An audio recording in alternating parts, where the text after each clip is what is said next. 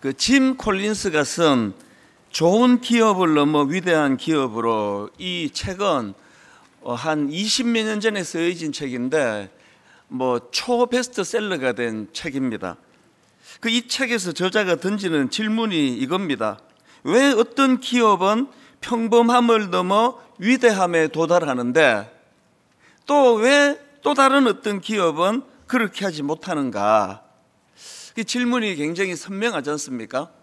어떤 기업은 평범함을 넘어서 점점 더 위대해져 가는 그런 위대함에 도달하는데 왜 어떤 기업은 그렇게 하지 못하는가? 이런 질문을 가지고 무려 1435개의 기업을 5년에 걸쳐서 그것을 분석하고 조사를 합니다.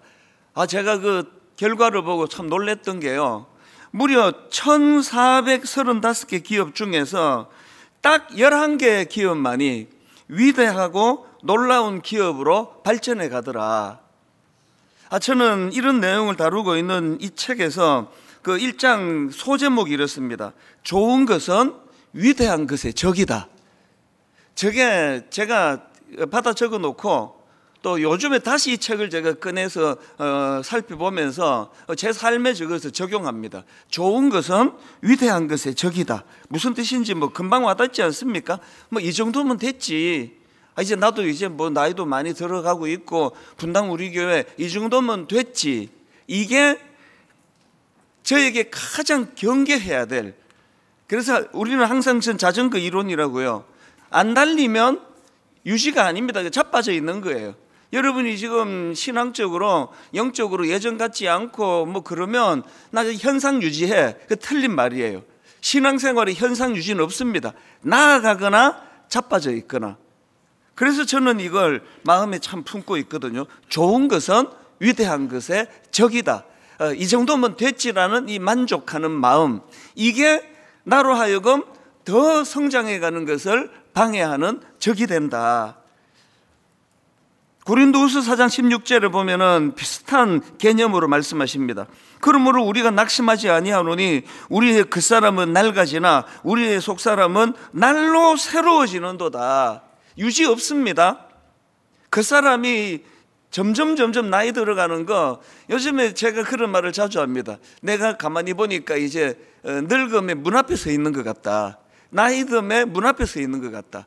그래서 자꾸 이제 육신이 약해져 가요. 우리 영혼은 어떻게 해요? 유지 없습니다.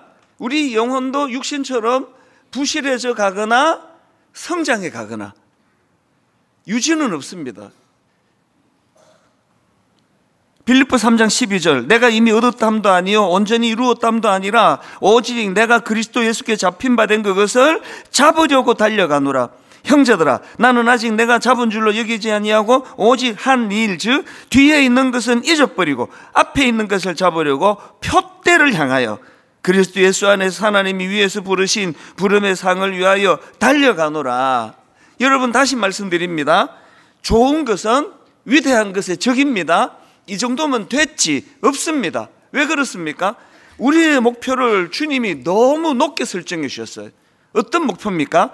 마태복음 5장 48절, 그러므로 하늘에 계신 너희 아버지의 온전하신 것 같이 너희도 온전하라. 우리 주님께서 우리를 너무 수준을 높게 보셔가지고 어마어마한 목표를 설정해 주셨습니다. 그래서 이게 이 위대한 목표를 이루기 위해서는 다 이루었담도 아니요, 죽을 때까지 못 이루고 죽을 거예요. 그러나 그 과정에서 끊임없이 성장해 가는 거거든요. 오늘 말씀은 한번 이걸 따라 하시고 말씀을 들으시면 좋겠습니다. 좋은 것은 위대한 것의 적이다. 좋은 것은 위대한 것의 적이다. 이런 점에서 저는 한 교회를 담임하는 입장에서 앞에서 인용했던 이 질문이요, 왜 어떤 기업은 평범함을 넘어 위대함에 도달하는데 왜 어떤 기업은 그렇게 하지 못하는가? 이 질문을 저는 이렇게 바꾸어 수 있습니다. 왜 어떤 교회는 평범함을 넘어 위대함을 향하여 나아가는데 또 어떤 교회는 지지부진하는가? 왜 어떤 성도는 위대하신 예수 그리스도를 점점 더 닮아가는데 또 어떤 성도는 왜 맨날 그 자리를 맴돌고 있는가? 항상 이런 도전하는 마음을 가지고 우리가 말씀을 읽고 기도해야 되거든요. 기도가 너무나 지루하고 재미없으시면요, 이런 목표가 없어서 그래요. 해야 돼서 하는 거니까 얼마나 지루합니까? 오늘 본문 말씀도 마찬가지입니다. 오늘 우리가 살펴볼 이 빌립보서는 사도 바울이 감옥에서 쓴 편지 다 하시는 거 아닙니까? 그런데 이 감옥이라는 너무나 어둡고 냉혹한, 그리고 또 억울한 그 현실 속에서 바울은 기쁨과 환희를 놓치지 않습니다. 이런 말씀을 읽고 들을 때는요, 도전하면서 들어야 돼요. 아버지, 저도 바울처럼 상황을 뛰어넘고 환경을 뛰어넘는 그런 은혜. 이 빌립보서는 감옥에서 쓴 편지인데, 그리고 또 짧은 넉 장짜리밖에 안 되는 편지인데 여기에 무려 기쁨이라는 표현이 13번 등장합니다. 계속 제가 다 인용해 드리려고 하다가 너무 많아가지고 안 했습니다. 이 감옥에서 기쁨, 그 빌립보 4장 4절, 주 안에서 항상 기뻐하라. 내가 다시 말하노니 기뻐하라. 요것만 딱 따서 읽으면요, 그 감옥에 있는 바울을 불쌍히 여겨가지고 감옥 바깥에 있는 성도들이 바울한테 권하는 것 같아요, 느낌이. 근데 반대라는 거 다 아시잖아요. 오늘 본문에서도 결론이 빌립보 1장 18절입니다. 그러면 무엇이냐? 거칠애로 하나 참으로 하나 무슨 방도로 하든지 전파되는 것은 그리스도니. 결론이 뭡니까? 이로써 나는 기뻐하고 또한 기뻐하리라. 그 원수들이요, 바울을 감옥에 잡아 넣는 것까지는 할 수 있는데 그 이상은 어떻게 하겠습니까?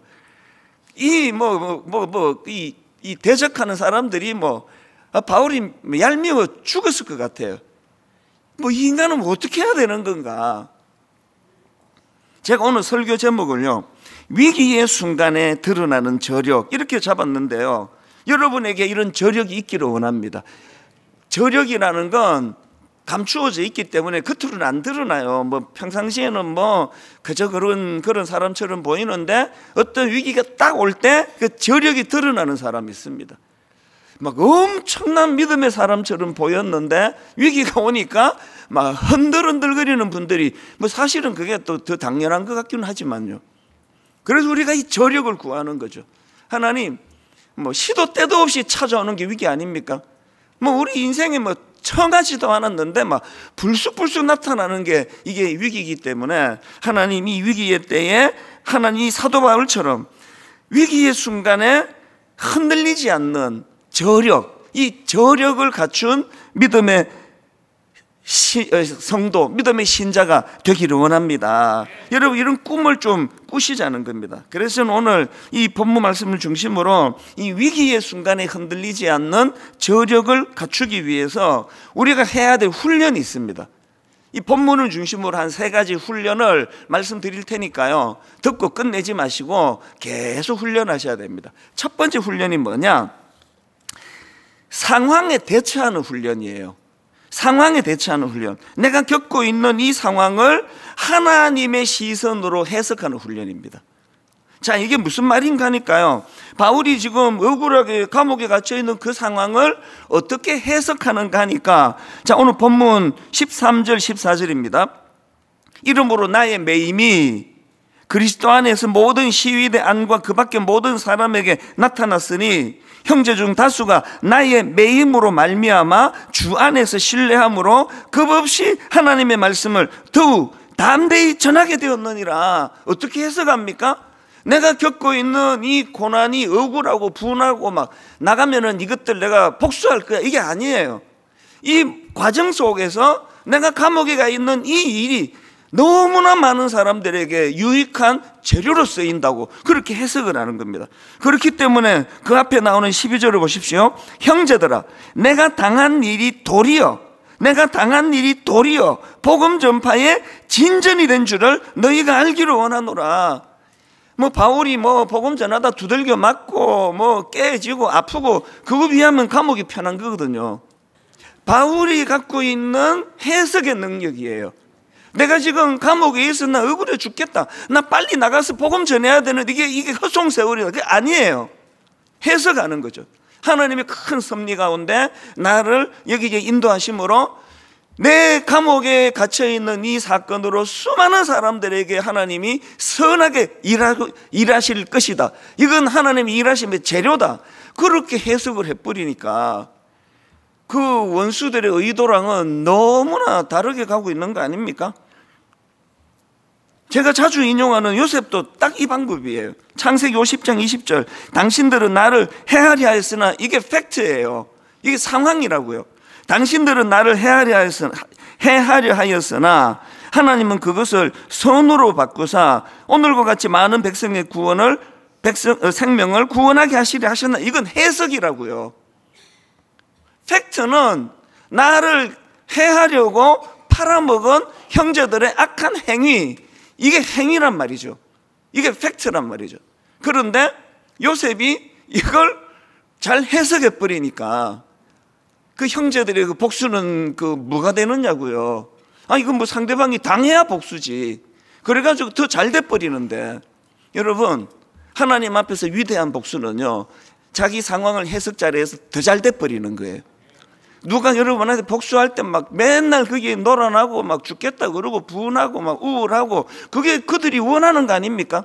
제대로 복수하자고요. 해석 잘해가지고 더 잘 돼 버리는 거거든요. 오늘 이 깊은 뜻을 여러분 마음속에 성령님이 심어주시기를 바랍니다. 욥을 한번 보세요. 욥기 1장 21절, 주시니도 여호와시요 거두시니도 여호와시니 여호와의 이름이 찬송을 받으실지니라 하고, 이 모든 일에 욥이 범죄하지 아니하고 하나님에 향하여 원망하지 아니하니라. 뭐 설교할 때 어려운 일이 있을 때 욥처럼 원망하지 않는 게 좋습니다. 100번 얘기하면 뭐 하냐고요. 해석이 안 되는데, 그 상황에 원망이 안 나오면 그게 인공지능이지, 그 인간이 있냐고요. 욥처럼 그런 상황에서 원망하지 않기 위해선 선행해야 되는 게 하나님 안에서 해석. 하나님이 어떻게 이것을 인도하시느냐. 그래서 하박국 3장 17절, 비록 무화과 나무가 무성하지 못하며 포도나무에 열매가, 저 혼자 읽기가 지루하니까 같이 읽겠습니다. 시작. 비록 무화과 나무가 무성하지 못하며 포도나무에 열매가 없으며 감람나무에 소출이 없으며 밭에 먹을 것이 없으며 우리의 양이 없으며 외양간에 소가 없을지라도 나는 여호와로 말미암아 즐거워하며 나의 구원의 하나님으로 말미암아 기뻐하리로다. 그리고 결론이 19절입니다. 주 여호와는 나의 힘이시라. 해석하는 힘이에요. 교회는 다니는데 주 여호와가 여러분의 힘이 아닌 경우가 대부분이에요. 심하게 말하면. 왜 그렇습니까? 이 해석하는 힘이 없기 때문에 그래요. 예수는 믿고 어려운 일이 찾아오면 그걸 자기 힘으로 어떻게 해보겠다고 하니까 하나님이 도대체 힘쓸 기회라도 주시긴 하시느냐고요. 여러분, 그 기회라도 주십니까? 기회도 안 드리잖아요. 지금 우리가 하나님 앞에서 상황을 해석하는 힘이에요. 그래서 그분을 그 어려운 상황에 개입시키는, 제가 자주 인생은 해석이다 이런 말씀을 드리잖아요. 지금 사도 바울이 갖고 있는 이 너무나 아름다운 상황을 해석하는 힘, 이것이 우리에게 훈련되어져야 되고요. 그런가 하면 두 번째 훈련이 필요한데요, 이건 관계 훈련입니다. 내가 겪고 있는 대인관계를 복음의 시선으로 바라보고 품는 훈련. 자, 오늘 바울의 이 대인관계 성수감 보십시오. 빌립보 1장 15절입니다. 어떤 이들은 투기와 분쟁으로, 어떤 이들은 착한 뜻으로 그리스도를 전파하나니 이들은 내가 복음을 변정하기 위하여 세우심을 받은 줄 알고 사랑으로 하나, 그들은, 여기 보니까 인간관계가 이들이 있고 그들이 있습니다. 이들은 내 편이에요. 이들은 내가 복음을 변정하기 위하여 세우심을 받은 줄 알고 사랑으로 하나, 그들은 나의 매임에 괴로움을 더하게 할 줄로 생각하여 순수하지 못하게 다툼으로 그리스도를 전파하느니라. 여러분, 어느 인생에 이들만 있습니까? 여러분 인생에 그들은 없습니까? 그저 나를 시기하고 질투하고 모함하고 하는 그들도 있고, 내 편이 돼주는 이들도 있고, 그래서 남편이 남의 편이 됐다가 내 편이 됐다가, 내 편일 때는 남편이 이들이고 남의 편일 때는 그들이에요. 남편이. 이들도 됐다가 그들도 됐다. 이게 인생 아닙니까? 그런데 여러분, 이들과 그들 사이를 왔다 갔다 하는 대인관계에서 바울의 위대한 태도가 이게 18절입니다. 그러면 무엇이냐? 거칠애로 하나 이들이요, 참으로 하나 이들이요. 거칠애가 그들이네. 거칠애로 하나 그들이요, 참으로 하나 이들이에요. 무슨 방도로 하든지 전파되는 것은 그리스도니 이로써 나는 기뻐하고 또한 기뻐하리라. 지금 바울이 감옥에 가 있는 틈을 타가지고 여러분이 종교계도 이 영향력 싸움이 어마어마한 거 아시죠? 목사되고 이 구절에 너무 와닿아요. 바울이 감옥에 있는 틈을 타가지고 우리 세력을 확장하자, 이래서 막 열심히 복음을 전하는 사람들이 있다는 거예요. 동기가 불순한 거죠. 그래서 우리 맨날 상처받거든요. 근데 바울이 뭐라 그럽니까? 이런 동기든 저런 동기든 전해지는 게 예수 그리스도면 나는 그것으로 만족한다, 나는 그것으로 기뻐한다. 이런 사람을 어떻게 괴롭힐 수 있습니까? 성경에서 저를 놀라게 하는 구절이 또 하나 있는데요, 사무엘 16장에 나옵니다. 사무엘하.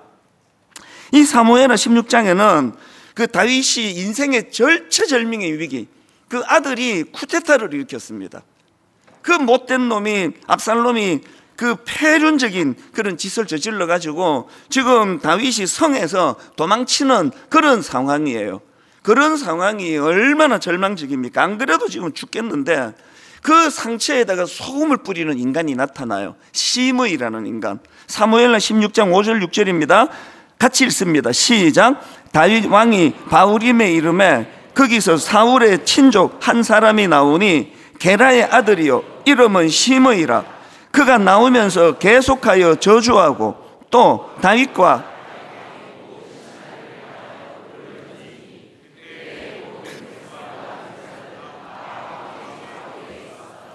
이 상황에서 견딜 수 있는 사람은 없을 것 같아요.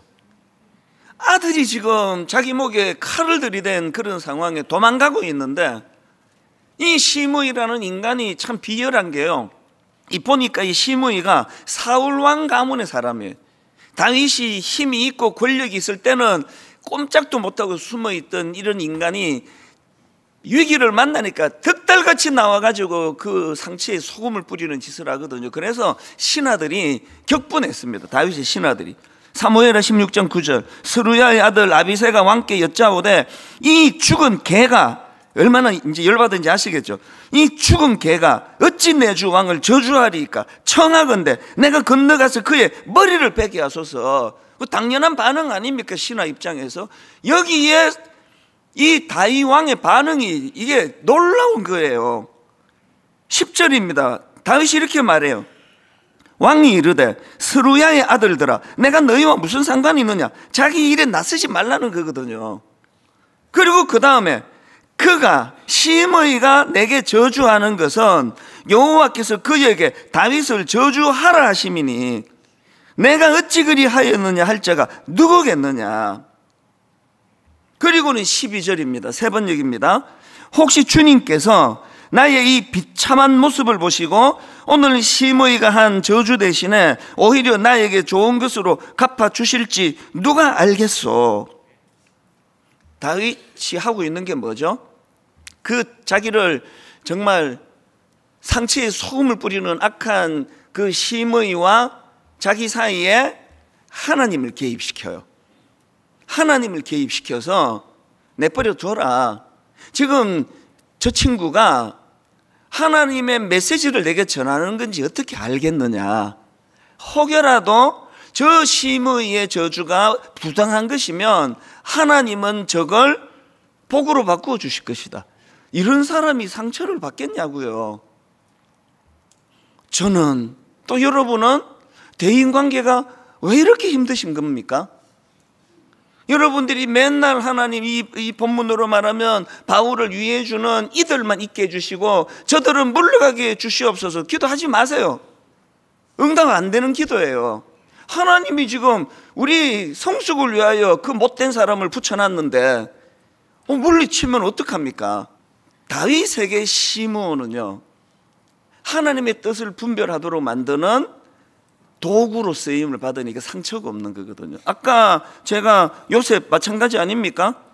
당신들이 나를 이곳에 팔았다고 해서 근심하지 마소서, 한탄하지 마소서. 그 다음 보세요. 하나님이 생명을 구원하시려고 나를 당신들보다 먼저 보내셨나이다. 원리는 똑같잖아요.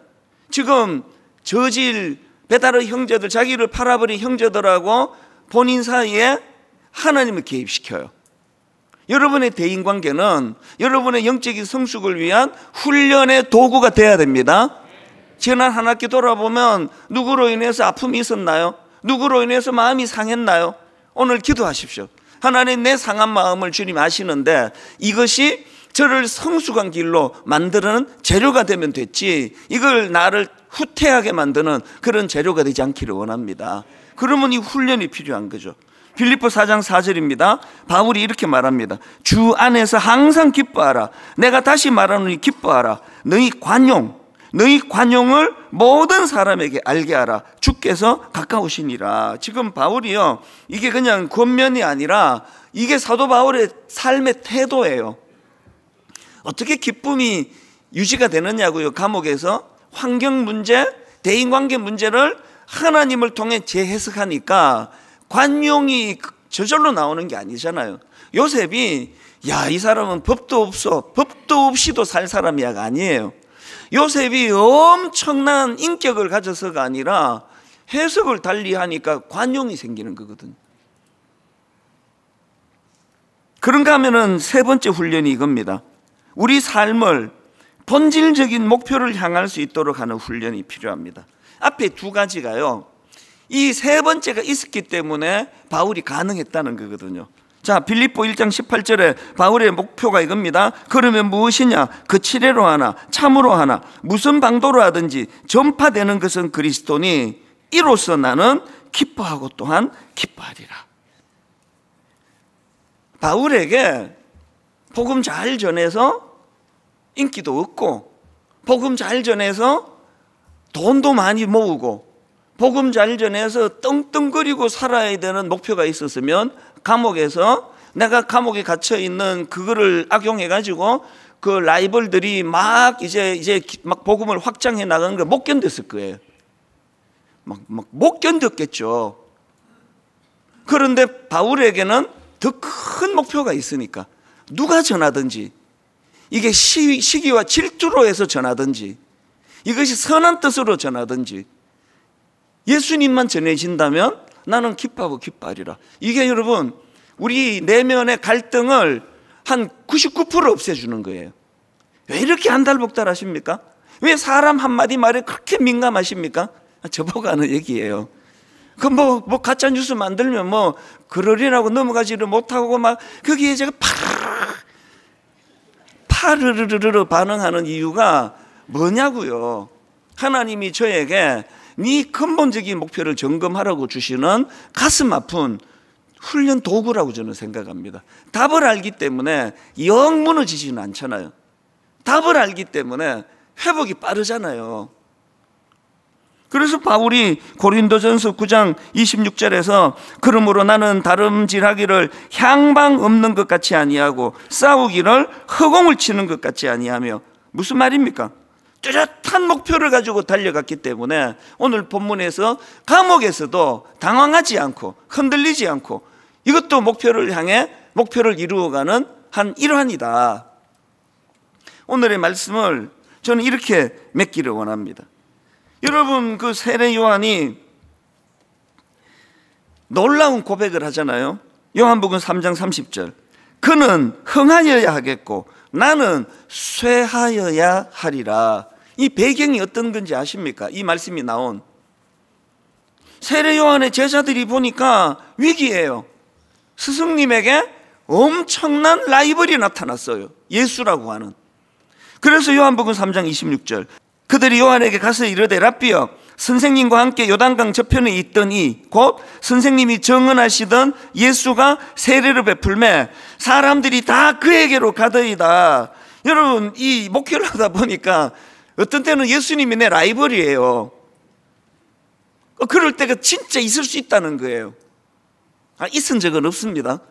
있을 수 있다는 거예요. 제가 지금 달을 가리키는 손가락인데 모든 성도들이 아무도 내 손가락 얘기는 안 해요. 달만 쳐다보기 때문에. 그러면 내가 허전해요. 왜 내 손 이야기는 아무도 안 하지?